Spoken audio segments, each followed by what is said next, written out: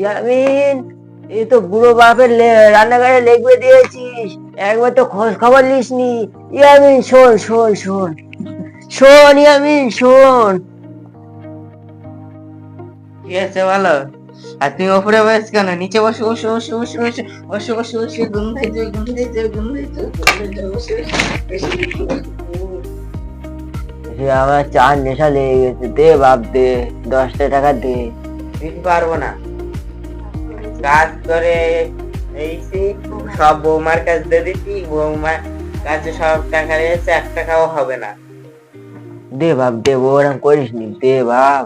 সকালবেলা ওই সেই পান্তা খেয়েছি, ঝাল পেঁয়াজ দিয়ে দিয়েছে, আর হচ্ছে কিছু দেয়নি।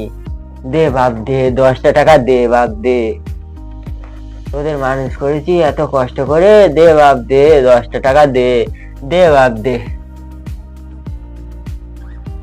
তোরা মাছ মাংস দই টই, তোর শ্বশুর বাড়ির সবাই আসে, তারাও খায়, আর এই বুড়োটা বাপের পানে এক পানে তাসনি। এ ছেলে, তুই এরকম করতে পেরেছিস? আমার হাতে ওখানে কি কষ্ট হয়। আমার রান্নাঘরে ছাগলের পাশে আর থাকতে ভাল লাগে না। একবার তো ঘুরে দেখাসনি আমার ওখানে খাতে কি খাচ্ছি কি করতেছি। একটু মাংস তো দিয়ে আসিসনি, শুধু ওই কাঁচা লঙ্কা আর একটু পান্তা, ও ছাড়া আর কিছু দিসনি। ভালো মন্দ সব খাচ্ছি।